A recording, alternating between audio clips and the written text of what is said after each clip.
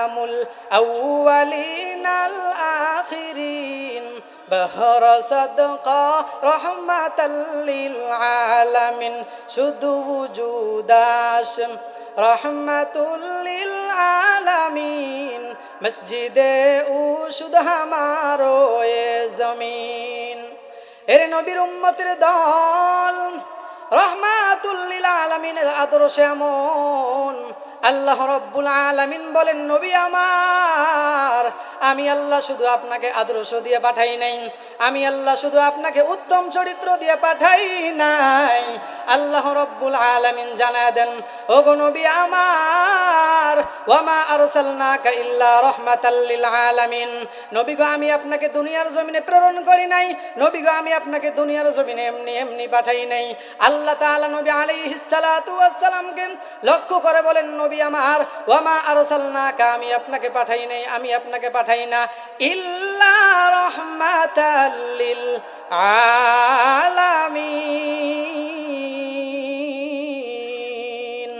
এর নবীর উম্মতের দল আল্লাহ রাব্বুল আলামিন বিশ্ব নবী আখির নবী হযরত মুহাম্মদুর রাসূলুল্লাহ সাল্লাল্লাহু আলাইহি ওয়া আলিহি ওয়াসাল্লামকে লক্ষ্য করে বলেন, নবী আমার, দুনিয়ার জমিনে আমি আল্লাহ আপনাকে পাঠাইছি গোটা বিশ্ববাসীর জন্য রহমত হিসেবে পাঠাইছি। আল্লাহ রাব্বুল আলামিন বলেন, নবী আমার, দুনিয়ার জমিনে আমি আল্লাহ আসমানের জন্য রহমত হিসেবে আপনাকে পাঠাইলাম, জমিনের জন্য আপনাকে রহমত হিসেবে পাঠাইলাম। ও নবীর উম্মতের দল, এমন একজন নবী পাইলি রে মুসলমান, ওই নবীজির আদর্শের মালাটা আজকে পর্যন্ত পড়তে পারলি না। আলহামদুলিল্লাহ আলহামদুলিল্লাহিল্লাযী জাআলাশ শামসা ওয়াল কমারা বিহুসবান والنجم والشجر يسجدان وفضل زمانا على زمان كما فضل مكانا على مكان وإنسانا على إنسان ونشهد أن لا إله إلا الله وحده لا شريك له لا ضد له ولا ند له ولا مثل له ولا مثال له ونشهد أن سيدنا وسندنا وحبيبنا وحبيب ربنا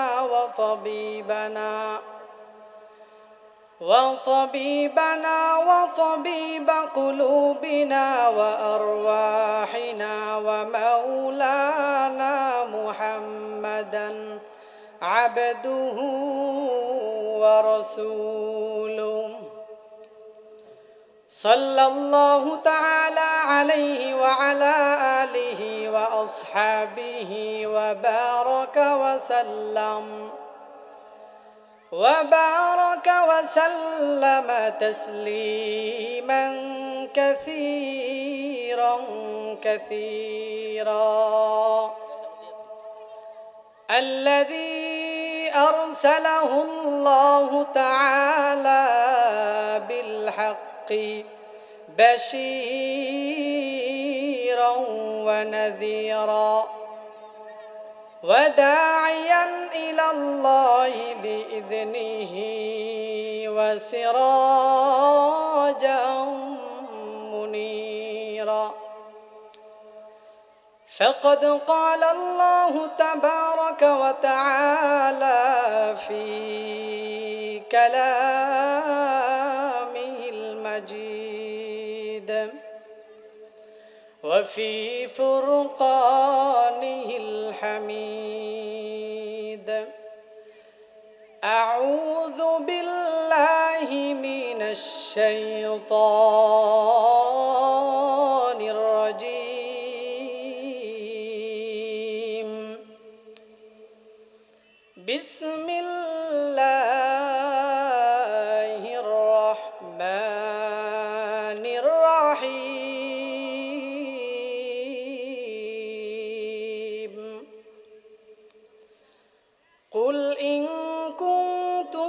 تحبون الله فاتبعوني يحببكم الله ويغفر لكم ذنوبكم والله غفور رحيم.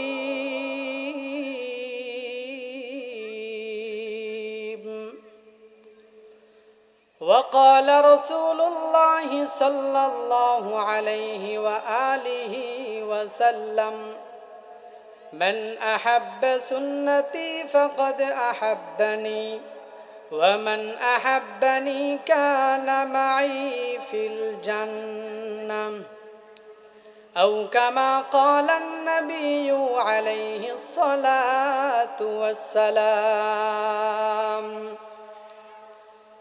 صدق الله المولانا العظيم وصدق رسوله النبي الكريم ونحن على ذلك لمن الشاهدين والشاكرين والذاكرين والحمد لله رب العالمين. والليل মিহায় জুলফে মুহাম্মদ কা তারান্নুম والليل মিহায় জুলফে মুহাম্মদ কা তারান্নুম والشمس مرخصار أحمد كترنم والشمس مرخصار أحمد كترنم والفجر মিহায় সুবহ رسالت کی بشارات والفجر মিহায় সুবহ رسالت کی بشارات والعصر মিহায় نور نبوت کا بشارات والعصر মিহায় نور نبوت کا بشارات. सूरज ने दिया अपने शुआओं का पैगाम सूरज ने दिया अपने शुआओं का पैगाम दुनिया है अजब चीज़ कभी सुबह कभी शाम दुनिया है अजब चीज़ कभी सुबह कभी शाम. মদিনা যাইতে পারলাম না মদিনা দেখতে পারলাম না মদিনা যাইতে পারলাম না মদিনা দেখতে পারলাম না মদিনা নাম কত মধু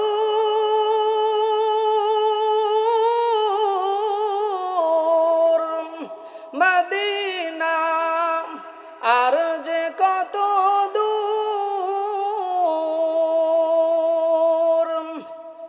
সেই মদিনার পথের ধুলি আমি মাখতে পারলাম না মদিনা যাইতে পারলাম না মদিনা দেখতে পারলাম না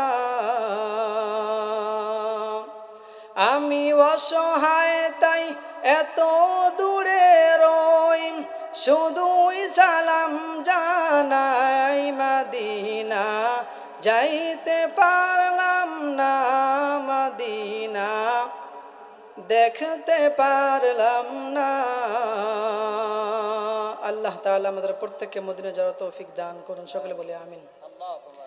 মুহতারাম হাজিরিন, শুরুতেই আমি আপনাদের সামনে পবিত্র কোরআনুল কারীমের একটি আয়াত তেলাওয়াত করেছি। আল্লাহ রাব্বুল আলামিন উক্ত আয়াতের মধ্যে বলেন, কুল ইন কুনতুম তুহিব্বুনাল্লাহ ফাত্তাবিউনি ইউহিব্বুকুমুল্লাহ ওয়া ইয়াগফির লাকুম যুনুবাকুম ওয়াল্লাহু গফুরুর রহিম। আল্লাহ রাব্বুল আলামিন তার নবী হযরত মুহাম্মদুর রাসূলুল্লাহ সাল্লাল্লাহু আলাইহি ওয়াসাল্লামকে লক্ষ্য করে বলেন, হে নবী, আপনি বিশ্ববাসীদের কাছে জানায় দেন, যদি তারা আমি আল্লাহ তাআলার মহাব্বত অর্জন করতে চায়, নবী আপনি বলে দেন, তাহলে আমি নবীর অনুকরণ করবে। নবী আলাইহিস সালাতু ওয়াস সালাম বলেন, আল্লাহ রব্বুল আলামিন এই মেসেজটা আমার মাধ্যমে দিয়েছেন, যদি কোনো ব্যক্তি আমার অনুকরণ করতে পারে, আমাকে মহাব্বত করতে পারে, ওই ব্যক্তির জন্য আল্লাহ রব্বুল আলামিন দুইটা পুরস্কার রাখছেন। এর মধ্যে থেকে আল্লাহ রব্বুল আলামিন 1 নম্বর পুরস্কার হিসেবে ঘোষণা করেছেন, ইউহবিবকুমুল্লাহ, আল্লাহ রব্বুল আলামিন তাদেরকে ভালোবাসবেন, আল্লাহ রব্বুল আলামিন তাদেরকে মহাব্বত করবেন। দ্বিতীয় নম্বর পুরস্কার আল্লাহ রব্বুল আলামিন বলেন, ওয়াগফির লাকুম যুনুবাকুম, আল্লাহ রব্বুল আলামিন তাদের পিছনের যেই সমস্ত গুনাহগুলো আছে, সমস্ত গুনাহগুলোকে আল্লাহ তাআলা মাফ করে দেবেন। মুহতারাম হাজিরিন, রাসূলুল্লাহ সাল্লাল্লাহু আলাইহি ওয়া আলিহি ওয়া সাল্লাম বলেন, আমি নবীকে কিভাবে অনুকরণ করতে হবে, আমি নবীজির ভালোবাসা কিভাবে অর্জন করবা। নবী আলাইহিস সালাতু ওয়াস সালাম হাদিসের মধ্যে বলে দিয়েছেন, মান আহাব্বা সুন্নতি ফাকাদ আহাব্বানি ওয়া মান আহাব্বানি কানা মাই ফিল জান্নাহ। রাহমাতুল লিল আলামিন, নবী দু জাহান রাহমাতুল লিল আলামিন হাদিসের মধ্যে জানায় দেন, মান আহাব্বা সুন্নতি, যদি দুনিয়ার মধ্যে কোনো ব্যক্তি আমার সুন্নতকে মহাব্বত করে, মান আহাব্বা সুন্নতি ফাকাদ আহাব্বানি, আল্লাহর নবী বিশ্বনবী রাহমাতুল লিল আলামিন জানায়া দেন, সেই ব্যক্তি কেমন জানি আমি নবীকেই ভালোবাসলো। রাহমাতুল লিল আলামিন পরের অংশে বলেন, ওয়ামান আহাব্বানি, যেই ব্যক্তি আমি রাহমাতুল লিল আলামিনকে ভালোবাসতে পারছে, আল্লাহর নবী বিশ্বনবী রাহমাতুল লিল আলামিন জানায়া দেন, ওই ব্যক্তি কিয়ামতের ময়দানে যখন আল্লাহ রাব্বুল আলামিন আমার জন্য জান্নাতের ফয়সালা করবেন, ঠিক সেই সময় জান্নাতের মধ্যে ওই ব্যক্তি আমির নবীর সাথে অবস্থান করবে। জোরে বলেন সুবহানাল্লাহ। মুসলমান ইমানদার, আল্লাহ রাব্বুল আলামিনের নবী কেমন নবী? বিশ্ব নবী রাহমাতুল লিল আলামিন, এমন একজন আদর্শের নবী। রাহমাতুল লিল আলামিনের ব্যাপারে আল্লাহ রাব্বুল আলামিন পবিত্র কুরআনুল কারীমের মধ্যে রাহমাতুল লিল সার্টিফিকেট দিয়ে বলেন, ওয়া ইন্নাকা লাআলা খুলুকিন আযীম, ইমামুল আউয়ালিন আল আখিরিন, বহর সাদকা রহমাতাল লিল আলামিন, শুধু ওজুদাস রহমাতুল লিল আলামিন, মসজিদে উশুদ হামারো এ জমিন। এর নবীর উম্মতের দল, রহমাতুল লিল আলামিনের আদর্শ এমন, আল্লাহ রাব্বুল আলামিন বলেন, নবী আমার, আমি আল্লাহ শুধু আপনাকে আদর্শ দিয়ে পাঠাই নাই, আমি আল্লাহ শুধু আপনাকে উত্তম চরিত্র দিয়ে পাঠাই নাই, আল্লাহ রাব্বুল আলামিন জানায় দেন, ওগো নবী আমার, ওয়ামা আরসালনাকা ইল্লা রাহমাতাল লিল আলামিন, নবী গো আমি আপনাকে দুনিয়ার জমিনে প্রেরণ করি নাই, নবী গো আমি আপনাকে দুনিয়ার জমিনে এমনি এমনি পাঠাই নাই। আল্লাহ তাআলা নবী আলাইহিস সালাতু ওয়াস সালামকে লক্ষ্য করে বলেন, নবী আমার, ওয়ামা আরসালনাকা, আমি আপনাকে পাঠাই নাই, আমি আপনাকে পাঠাই না, ইল্লা রাহমাতাল লিল আলামিন। এর নবীর উম্মতের দল, আল্লাহ রাব্বুল আলামিন বিশ্ব নবী আখির নবী হযরত মুহাম্মদুর রাসূলুল্লাহ সাল্লাল্লাহু আলাইহি ওয়া আলিহি ওয়া সাল্লামকে লক্ষ্য করে বলেন, নবী আমার, দুনিয়ার জমিনে আমি আল্লাহ আপনাকে পাঠাইছি, গোটা বিশ্ববাসীর জন্য রহমত হিসেবে পাঠাইছি। আল্লাহ রাব্বুল আলামিন বলেন, নবী আমার, দুনিয়ার জমিনে আমি আল্লাহ আসমানের জন্য রহমত হিসেবে আপনাকে পাঠাইলাম, জমিনের জন্য আপনাকে রহমত হিসেবে পাঠাইলাম। ও নবীর উম্মতের দল, এমন একজন নবী পাইলি রে মুসলমান, ওই নবীজির আদর্শের মালাটা আজকে পর্যন্ত পড়তে পারলি না। এর নবীর উম্মতের দল রহমাতুল লিল আলামিনকে আল্লাহ রাব্বুল আলামিন লক্ষ্য করে বলেন, আসমানের জন্য রহমত বানাইলাম, জমিনের জন্য রহমত বানাইলাম। শুধু আসমান জমিনের জন্য রহমত নয়, গোটা আসমান থেকে নিয়ে জমিন পর্যন্ত যা কিছু আছে এবং জমিন থেকে নিয়ে আসমান পর্যন্ত যা কিছু আছেন সব কিছুর জন্যই আপনি নবীকে আমি রহমত হিসেবে পাঠাইলাম। এরে মুসলমান ভাই, রহমাতুল লিল আলামিন কেমন আদর্শের নবী, রহমাতুল লিল আলামিন কেমন উত্তম আদর্শের নবী, রহমাতুল লিল আলামিন কেমন আদর্শওয়ালা, রহমাতুল লিল আলামিন কেমন উত্তম চরিত্রওয়ালা। হযরত আম্মা জান আয়েশা রাদিয়াল্লাহু তাআলা আনহার কাছে মক্কার কাফের মুশরিকরা আসলো। আসার পরে বললেন, ইয়া আম্মা জান আয়েশা, আপনি বলে দেন রহমাতুল লিল আলামিনের আদর্শ কেমন। আম্মা জান আয়েশা রাদিয়াল্লাহু তাআলা আনহা চোখের পানি ছেড়ে দিয়ে কান্না শুরু করে দিলেন। এরে নবীর উম্মতের দল, আল্লাহ রাব্বুল আলামিনের নবী এমন একজন আদর্শের নবী। এই নবীর আদর্শের ব্যাপারে যখন জানতে আসলেন, আম্মা জান আয়েশা রাদিয়াল্লাহু তাআলা আনহা ডাক দিয়ে কয়, এই নবীর আদর্শ কেমন তোমরাই জানো, কারণ এই নবীজির আদর্শের মধ্যে তোমরা দেখে যা কিছু দেখেছো, এই নবীজির আদর্শ দেখা তোমরা কাফের মুশরিকরাই কিন্তু নবী আলাইহিস সালাতু ওয়াস সালামকে আল আমিন এবং সাদিক বলে উপাধি দিয়েছিলে। রহমাতুল লিল আলামিনের আদর্শ কেমন রে ভাই? আম্মা জান আয়েশা রাদিয়াল্লাহু তাআলা আনহা বলেন, নবী আলাইহিস সালাতু ওয়াস সালাম আমার ঘরে আসতেন, আমার সাথে রাত্রি যাপন করতেন। নবী আলাইহিস সালাতু ওয়াস সালাম আমার সাথে মিলনও করতেন। কিন্তু নবী আলাইহিস সালাতু ওয়াস সালাম এমন একজন উত্তম নবী, নবী যে আমার এমন আদর্শের নবী, নবী আমার সাথে মিলন করছে ঠিকই আমার লজ্জার স্থান নবীজি দেখে নাই, আর নবীজির লজ্জার স্থান আমি আম্মা জান আয়েশা দেখতে পারি নাই। এর নবীর উম্মতের দল, এই আদর্শের কারণেই তো রহমাতুল লিল আলামিনকে শুধু আসমানের ফেরেশতারা ভালোবাসতো না, জমিনের মানুষেরা ভালোবাসতো না, এমনকি উহুদ পাহাড় পর্যন্ত নবীর জন্য পাগল ছিল। রহমাতুল লিল আলামিন উহুদ পাহাড়ের সাইড দিয়ে একটা রাস্তা দিয়ে সব সময় মদিনায় যাওয়া আসা করতেন। একদিন রহমাতুল লিল আলামিনের হাতে অনেক সময় কম ছিল, রহমাতুল লিল আলামিন ওই উহুদ পাহাড়ের সাইড দিয়ে না গিয়া আরেকটা রাস্তা যখন অতিক্রম করলেন, ওই উহুদ পাহাড় কান্নার আওয়াজ শুরু করে দিলেন। যখন উহুদ পাহাড় কান্নার আওয়াজ শুরু করে দেয়, রহমাতুল লিল আলামিনের কাছে, আল্লাহর নবী বিশ্ব নবীর কাছে আল্লাহ রাব্বুল আলামিন হযরত জিবরাইল আলাইহিস সালাতু ওয়াস সালামকে পাঠিয়ে দিলেন। এবং হযরত জিবরাইল আমিনকে পাঠিয়ে দেওয়ার পরে বলেন, নবী মুহাম্মদ, আপনি আজকে এই উহুদ পাহাড়ের সাইড দিয়ে অতিক্রম করেন নাই, এই জন্য আপনার মহাব্বতে উহুদ পাহাড় কান্না করেন। এই আওয়াজটা যখন নবী আলাইহিস সালাতু ওয়াস সালাম শুনলেন, শোনার পরে আবার ওই রাস্তা ছেড়ে দিয়ে উহুদ পাহাড়ের সাইড দিয়ে আবার অতিক্রম করলেন। রে নবীর উম্মতের দল, শুধু তাই নয়, চতুষ্পদ জন্তু পর্যন্ত নবী আলাইহিস সালাতু ওয়াস সালামের জন্য পাগল ছিল। রহমাতুল লিল আলামিন যখন কালিমার দাওয়াত দেওয়ার জন্য মক্কা শরীফের মধ্যে যখন আওয়াজ দেওয়া শুরু করলেন, এবার মক্কার কাফের মুশরিকরা নবী আলাইহিস সালাতু ওয়াস সালামকে সহ্য করতে পারে নাই।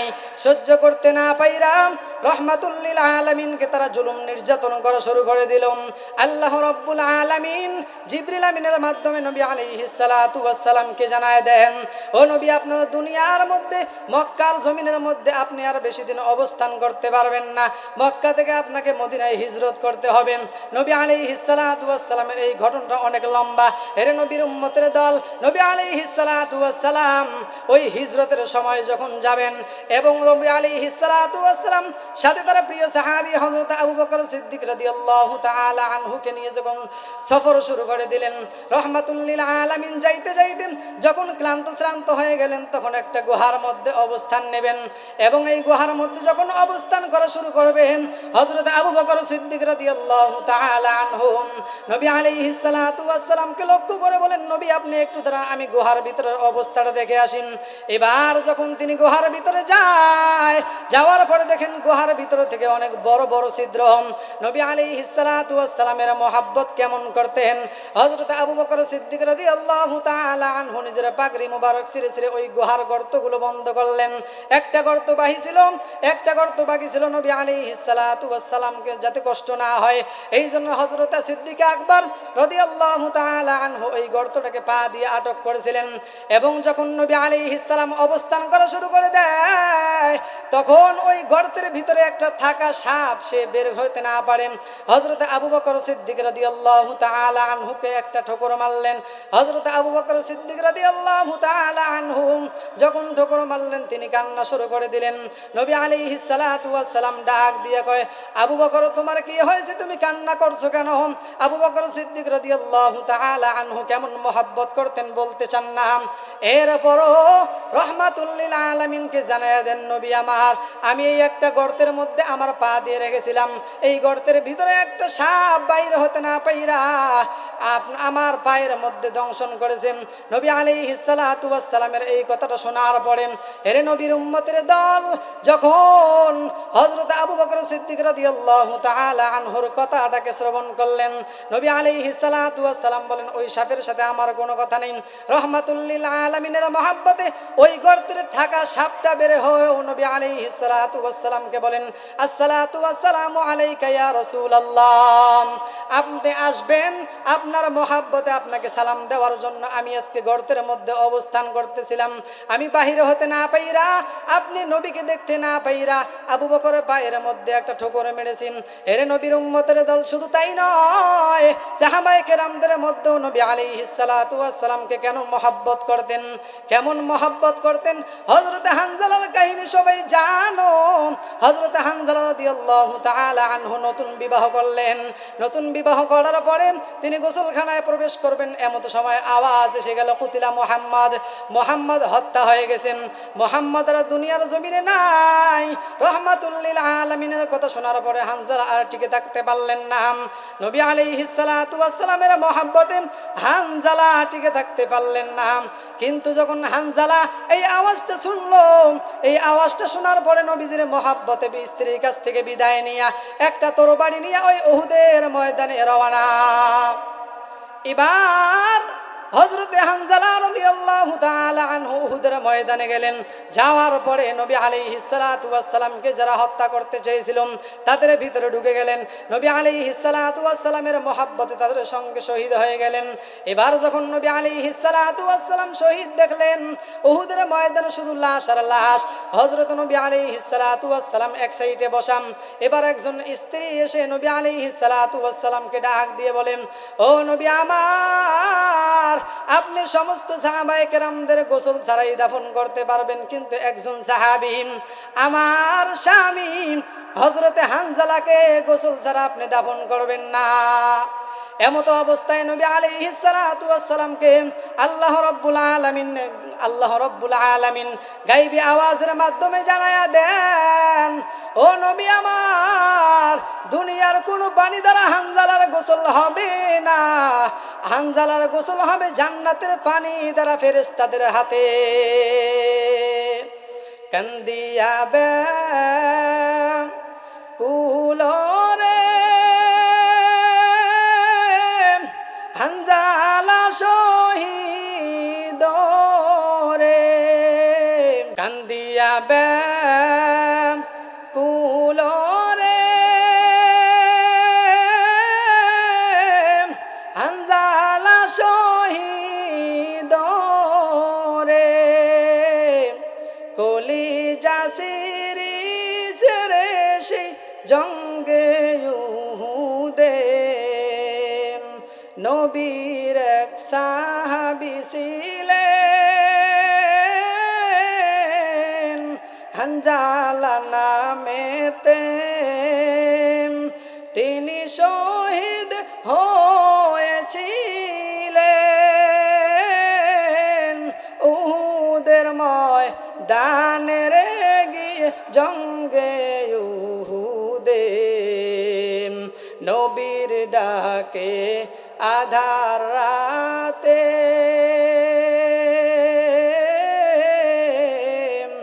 হানজালা হালা চলে রে বিবির তরে বলেন তিনি বিদায় দেওয়া মারে রে যাব জঙ্গে ইহুদে স্ত্রী হাত তুলে বলে আল্লাহর দরবারে নবস্বামী আমার তিনি সপিলাম তো মারে রে সেই জঙ্গে ইহুদে যুদ্ধে গেলেন শহীদ হলে নাপাক হালাতে নবী জেনে সাহাবাদের বলেন গোসল দিতে রে সেই জঙ্গে ইহুদে অমনি গাইবি আওয়াজ নবীজি অমনি গাইবি আওয়াজ নবীজি পাইলেন শুনিতে আঞ্জালার গোসল হইবে ফেরেশতাদের হাতের সেই জান্নাতের পানিতে আল্লাহ তাআলা আমাদের প্রত্যেককে হানজালার মতো নবী আলাইহিস সালাতু ওয়াস সালামের প্রতি মহাব্বত অর্জন করে দুনিয়ার জমিন থেকে বিদায় নেওয়ার তৌফিক দান করুন ওয়া আখির দাওয়ানা আলহামদুলিল্লাহি রাব্বিল আলামিন আসসালামু আলাইকুম ওয়া রাহমাতুল্লাহি ওয়া বারাকাতুহু।